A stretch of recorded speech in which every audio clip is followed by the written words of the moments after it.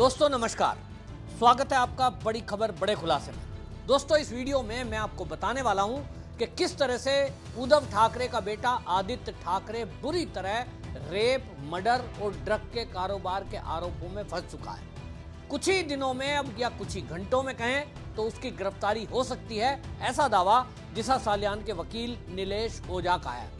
अब इस मामले में जो नया मोड़ खुलासा हुआ है, पूरा एक विवरण तरीके से प्रेस कॉन्फ्रेंस करके जो दिशा सालियान के वकील हैं एडवोकेट नीलेश ओझा, उन्होंने प्रेस वार्ता करके पत्रकारों के सामने एक एक करके सारी कड़ियों को जोड़ते हुए ये सिद्ध कर दिया है कि आदित्य ठाकरे और उसके साथ बाकी लोग मिलकर के बहुत भयानक खेल देश में कर रहे थे। यहां तक खुलासा करके एडवोकेट नीलेश ओझा ने ये सबको चौंका दिया है कि आदित्य ठाकरे की मुलाकात अल जजीरा के किसी व्यक्ति से हुई थी जो देश के अंदर दंगे फैलाकर और देश में अस्थिरता पैदा करने वाले थे। इस तरह के लोगों के भी टच में आदित्य ठाकरे था। हम joint commissioner of police Lakshmi Gautam साहब से मिले। हमने उनसे कहा कि जो रिटर्न कंप्लेंट है उसको एफआईआर ट्रीट करना पड़ता है, ये बॉम्बे हाई कोर्ट की गाइडलाइन है। तो उन्होंने सीपी से बात की, उनका ओके ठीक है एक्सेप्ट कर लीजिए, उन्होंने रिसीव दे दिया है। इस कंप्लेंट में हमने आदित्य ठाकरे, सूरज पंचोली, डीनो मौर्य, आदित्य के बॉडीगार्ड, इनके खिलाफ में गैंगरेप, मर्डर और जो उद्धव ठाकरे है, परमवीर सिंह है, बाद में और एक ये परमवीर सिंह, सचिन वाजे वगैरह, इनके खिलाफ में कवर अप का इनको सबको आरोपी बना के एफआईआर दर्ज करेंगे। हाँ ड्रग्स, आदित्य ठाकरे, डीनो मौर्य, ये लोग ड्रग्स के बिजनेस में इन्वॉल्व है। ये बात एनसीबी के इन्वेस्टिगेशन में बाहर आई। उसमें इनके फोन के रिकॉर्डिंग से लेके तो समीर खान के व्हाट्सएप चैट से लेके उसका स्टेटमेंट है, इसके फोटोग्राफ है। अभी हम प्रेस कॉन्फ्रेंस में आपको फोटो भी रिलीज करने वाले हैं। तो ये ड्रग्स के बिजनेस में इन्वॉल्व है या चक्रवर्ती ड्रग्स के केस में अरेस्ट हो चुकी है। ऐसा बहुत बड़ा नेक्सस है और ये कई ऐसी चीजें हैं जो दिशा की हत्या का कारण बनी। तो इसलिए इस बारे में हमने डिटेल दिया है और अभी वो लोग जवाब दे, एनसीबी के लोग जवाब दे कि उसको अरेस्ट क्यों नहीं किया अब तक। सबूत के तौर पर आपके पास क्या निर्देश हो जाएगा? अरे सबूत के तौर पर एनसीबी का पूरा केस फाइल है, आप जाइए एनसीबी ऑफिस को पूछिए, मैं ऑफिशियल स्टेटमेंट दे रहा हूँ। परमवीर सिंह का भी आपने नाम दिया था, क्या उनका क्या रोल है? परमवीर सिंह तो कवरअप में था ना, ये मर्डर गैंगरेप वाले सब कवरअप में परमवीर सिंह था और कुछ विटनेस एविडेंस हम वेरीफाई कर रहे हैं। वो अगर वेरीफाई होते तो परमवीर सिंह का ये बढ़कर इन्वॉल्वमेंट बढ़कर मर्डर के कॉन्स्पिरेसी में परमवीर सिंह और उद्धव ठाकरे भी आ सकते हैं, लेकिन हम अभी वेरीफाई कर रहे हैं। फिर सवाल उठता है कि जो महाराष्ट्र के अंदर दंगे हुए हैं, हाल ही में नागपुर का भी जो दंगा हुआ है, क्या ये आदित्य ठाकरे का कोई लिंक इसमें है? इस एंगल से भी अगर देवेंद्र फडणवीस कुछ इसकी जांच कराएंगे तो कुछ खुलासा हो सकता है, लेकिन मैं इसको मानता नहीं हूं कि इस तरह की कोई चीजें हो सकती है। लेकिन एडवोकेट नीलेश ओझा ने जो बताया है मैं अब आपके सामने रखूंगा इस वीडियो में और आप खुद अंदाजा लगाइए कि मामला क्या है। असल में एडवोकेट नीलेश ओझा से पत्रकारों ने जब पूछा कि आप किस बिना पर ये कह सकते हैं कि जो दिशा सालियान की मौत है वो हत्या है और उसमें पहले रेप हुआ है और सुशांत सिंह राजपूत की भी हत्या हुई है और दोनों मौतों का कोई लिंक है और आप इतनी बड़ी बात बोल रहे हैं कि ये ड्रग के कारोबार में लिप्त था, तो इसके पीछे का आधार क्या है? एडवोकेट नीलेश ओझा ने खुलासा किया कि महाराष्ट्र के अंदर खासतौर पे बॉलीवुड में ड्रग का कारोबार चल रहा है, अरबों रुपए का कारोबार है और उसको चलाने के लिए तरह तरह के हथकंडे अपनाए जाते हैं। इसी में जो एनसीपी के नेता, आज तो वो एनसीपी अजीत पवार में हैं, आप याद करिए, नवाब मलिक का दामाद है समीर खान। समीर खान एक कंपनी का मालिक है, DAPP। ये DAPP जो कंपनी है ये इवेंट कराती है, लोगों को बॉलीवुड में एंट्री कराना, उनको फिटनेस देना, उनको ट्रेनिंग देना, इस तरह का इवेंट कराने का कुछ काम करती है। वकील का दावा यह है कि ये उसके आड़ में नशे का कारोबार करते हैं और ये वकील का जो दावा है ये खाली हवा में नहीं है। उन्होंने ये कहा कि एनसीबी के रिकॉर्ड में है कि इस व्यक्ति से, यानी जो समीर खान है, नवाब मलिक का दामाद जो है, इसको गिरफ्तार किया और इसके साथ ही करण सजनानी, साहिल फर्नीचर वाला, साहिस्ता फर्नीचर वाला, राजकुमार तिवारी, ये लोग पकड़े गए थे। और उस समय 13 फरवरी 2021 को समीर खान को जब गिरफ्तार किया, 194.6 किलोग्राम गांजा इसमें पकड़ा गया। यहां से वकील शुरुआत करते हैं। एनसीबी के जो जोनल हेड थे समीर वानखेड़े, उनको ये जिम्मेदारी दी गई थी और स्पेशल ड्यूटी उनकी लगाई गई थी कि भाई आपको मुंबई के अंदर जो ड्रग का कारोबार चल रहा है इस पर प्रहार करना है। मोदी सरकार जब से केंद्र में आई है तो ड्रग पर लगातार प्रहार कर रही है। ये समीर वानखेड़े ने जैसे ही इन लोगों पर जो ये ड्रग पार्टियां करते थे बॉलीवुड में, इनकी निगरानी रखना शुरू किया तो पता ये चलता है कि करण जौहर जैसे लोग ड्रग की पार्टी ऑर्गेनाइज करते हैं। इसी में एकता कपूर का भी नाम उनके संज्ञान में आया। इन लोगों को सर्विलांस पे रखा गया और एनसीबी के समीर वानखेड़े जो है डायरेक्टली इन चीजों को देख रहे थे। तो जितने भी ये बॉलीवुड में ड्रग की पार्टियां करने वाले लोग थे, इनका निगरानी रखी गई, कॉल डिटेल की गई रिकॉर्ड। इसी में आपको याद होगा शाहरुख खान के बेटे पर रेड हुई थी क्रूज पार्टी में, वो भी इसी तरह पकड़ा गया था। ठीक इसी तरह एकता कपूर को जब ट्रेस कर रहे थे ये एनसीबी वाले, इसी में ये पता लगा कि चैट चल रही है और उस चैट में एकता कपूर के जन्मदिन की एक पार्टी होने वाली है। इस पार्टी में समीर खान ये प्रोवाइड कराएगा नशे का सामान और ये बात इनकी चल रही है यहाँ आदित्य ठाकरे की। और ये बात कर रहे हैं दो लोग कि आदित्य ठाकरे से मिलकर के हम किस तरह से महाराष्ट्र के अंदर इस अपने कारोबार को ज्यादा बढ़ा सकते हैं। इसी में उनको डाउट हुआ और फिर आदित्य ठाकरे को ट्रेस किया गया, यानी उनकी भी जानकारी रखी गई कि कब कहां मिलते हैं। और वो जो पार्टी थी एकता कपूर की, क्योंकि बड़े लोग हैं, बड़ा नाम है, उस पार्टी में कहा जा रहा है कि करण जौहर जैसे लोग आए, आदित्य पंचोली और उसमें अरबाज खान। आप समझ रहे हैं अरबाज खान सलमान खान का भाई। जी हाँ, यही वो बड़ा नाम है जिसके कारण पुलिस प्रशासन और सीबीआई वगैरह सब मौन हो गए। कहीं ना कहीं सलमान खान डायरेक्ट इनडायरेक्ट इस सारे केस से जुड़ता हुआ दिखाई दे रहा है। अभी तक किसी ने सलमान खान का नाम नहीं लिया है, क्योंकि भाई का नाम भी अभी तक किसी एजेंसी ने नहीं लिया है। लेकिन एडवोकेट नीलेश ओझा का कहना है कि उस पार्टी में अरबाज खान भी था। अब अरबाज खान पार्टी में आया, ऐसे तो बॉलीवुड के बहुत लोग आए, लेकिन वो इन्वॉल्व है कि नहीं ये जांच का विषय है। लेकिन लिंक्ड तो आया। वो ये कहते हैं कि इस पार्टी में बॉलीवुड के कई कलाकार आए, जिसमें बड़े बड़े नाम भी थे, कुछ रिया चक्रवर्ती जैसे भी लोग थे। इसी में सुशांत सिंह राजपूत को बुलाया गया, इसी में उसकी मैनेजर दिशा सालियान को भी बुलाया गया। इसी पार्टी में एकता कपूर की पार्टी में अन्य लोग भी आए, लेकिन वहां कुछ सुशांत सिंह राजपूत को ऐसा लगा, ऐसा दिखा, जिसका वो दावा करता है कि एक एनजीओ से छोटी छोटी बच्चियों को बुलाया गया। छोटी छोटी बच्चियों को एनजीओ से बुलाया गया, उनकी सप्लाई की जाती थी, उनके साथ यौन शोषण होता था। ऐसा दावा एडवोकेट नीलेश ओझा का है और उनके पास इसके एविडेंस हैं। वो कह रहे हैं कि मैं कोर्ट में इसको प्रोवाइड कराऊंगा।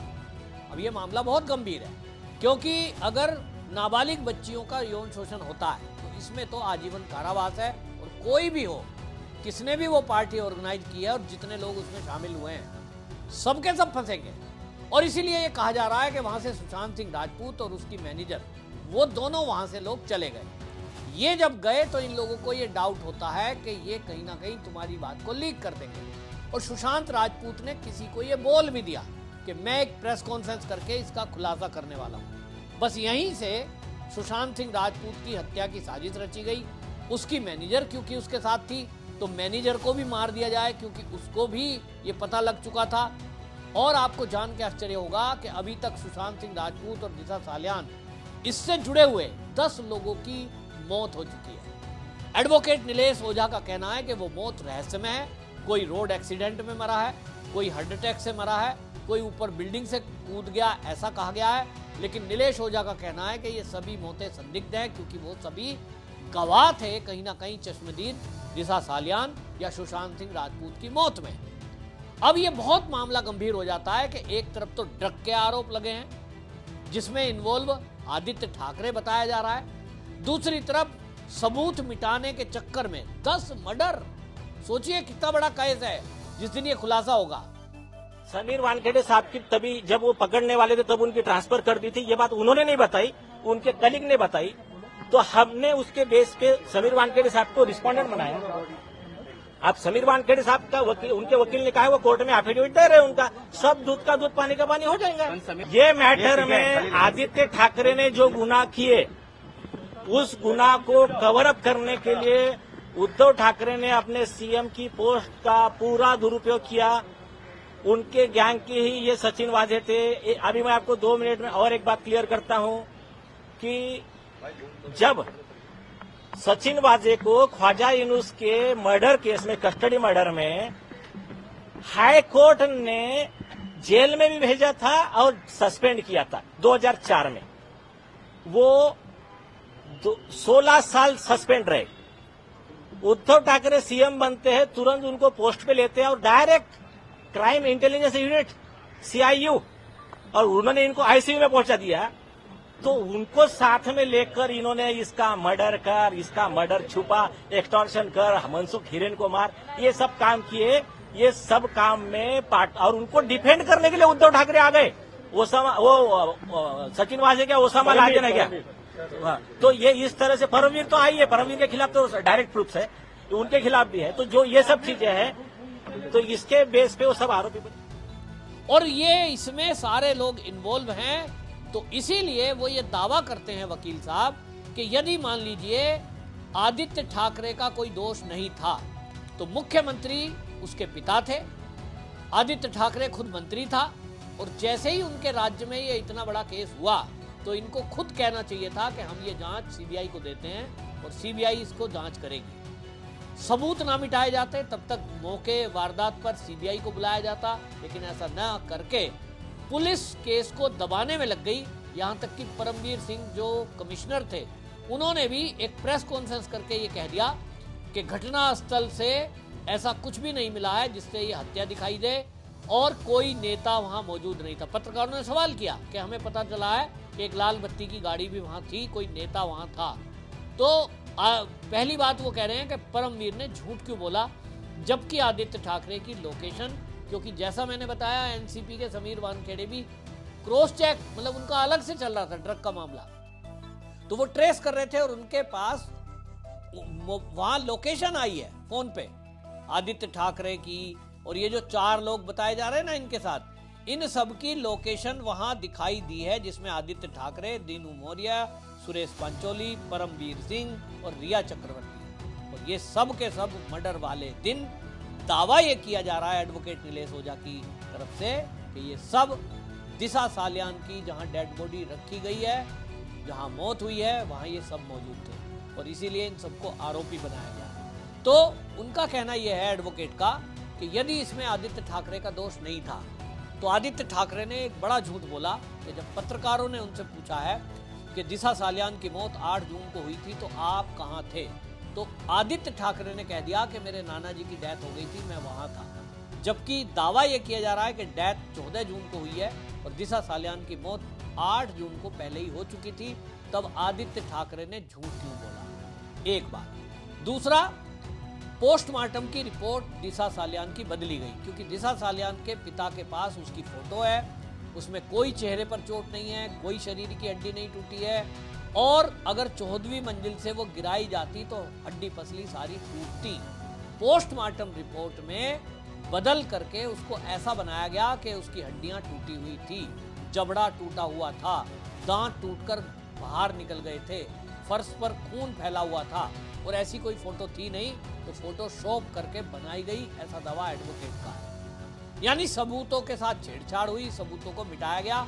तो दावा यह है इनका कि अगर ऐसा नहीं होता तो इस सब की जरूरत क्या थी, पोस्टमार्टम रिपोर्ट बदली क्यों गई, और वो सब डॉक्टर सबूत हैं। लेकिन इसमें जो भी सबूत सामने आता गया और जो गवाह बनता गया उसकी मौत होती चली गई, और वो ये वकील साहब कह रहे हैं इसकी भी जांच अलग से होनी चाहिए। तो पूरा एक लिंक उन्होंने बता दिया कि इसमें समीर खान वो शामिल है, समीर खान नवाब मलिक का दामाद है, वो एनसीपी का नेता है, और आदित्य ठाकरे की जब सरकार चल रही थी, उद्धव ठाकरे की सरकार चल रही थी, तो उसमें एक बड़ा रोल उनका था और वो मंत्री थे।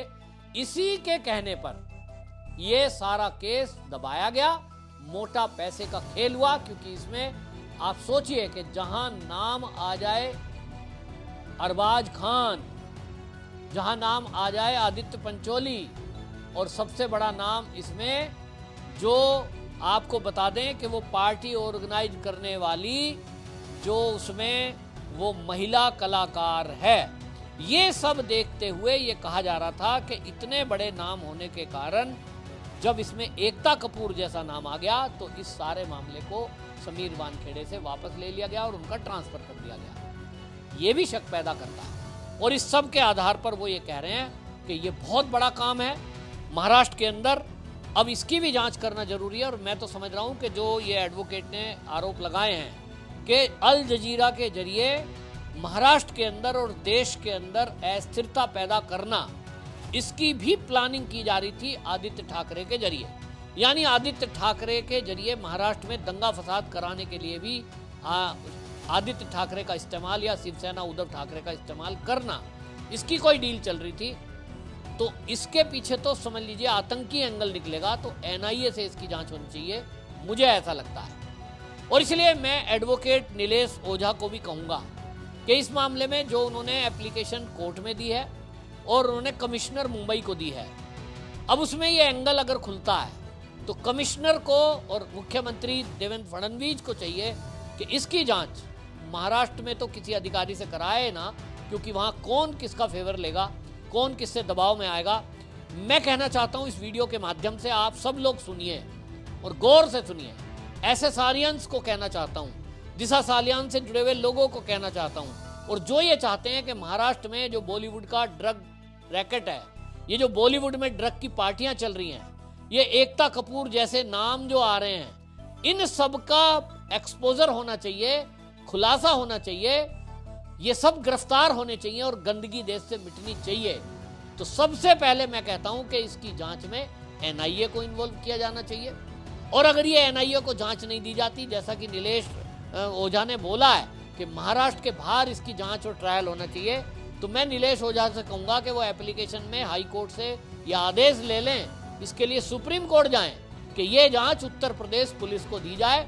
उत्तर प्रदेश की योगी आदित्यनाथ की पुलिस बहुत बेहतरीन पुलिस है, आज की डेट में देश में नंबर 1 है, और वहाँ जो एटीएस है वो आतंकवादियों को भी डील करना जानता है।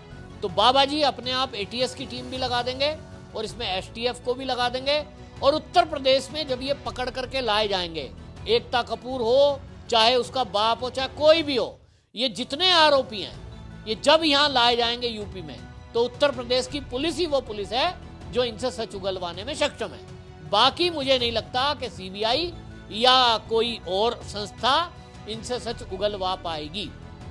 यदि आप मेरी बात से सहमत हैं कि इस जांच को दिशा सालियान का रेप एंड मर्डर और सुशांत सिंह राजपूत का मामला और इसमें ड्रग मामला, इस सब की जांच उत्तर प्रदेश पुलिस को दे दी जाए, तो आप सब कमेंट में जरूर लिखिए और इस वीडियो को टैग करिए, योगी आदित्यनाथ को टैग करिए, एक्स पर उनके ऑफिस में मेल भेजिए। और मैं सभी एसेसारियन को कहना चाहता हूं कि योगी आदित्यनाथ से आग्रह करने के बजाय अब वकील इसमें सुप्रीम कोर्ट मूव करें और तत्काल इसमें ऑर्डर कराएं कि यूपी सरकार को, यूपी पुलिस को ये केस सौंपा जाए और उत्तर प्रदेश की ही ये हाई कोर्ट में केस चलना चाहिए, इलाहाबाद हाई कोर्ट में। वहाँ वकील भी बहुत बेहतरीन है जो इस केस में दूध का दूध पानी का पानी करने में इसमें मदद करेंगे, और वहाँ पर जज भी बहुत बेहतरीन है जो न्याय कर सकते हैं। बाकी पर मुझे तो भरोसा नहीं है। आपकी क्या राय है कमेंट में जरूर लिखें, वीडियो को शेयर करें, और जैसा मैंने कहा योगी जी को मेल करें और सब वकील लोग सलाह कर लो एसेसारियन, इसमें कोर्ट से ऑर्डर करा दो, इससे बेहतरीन और कुछ हो नहीं सकता। बाबा जी की पुलिस ही आजकल सीधा बुलडोजर एक्शन या तो बुलेट एक्शन दोनों में माहिर है। आपकी क्या राय है कमेंट में जरूर लिखें, वीडियो को शेयर करें। वंदे मातरम।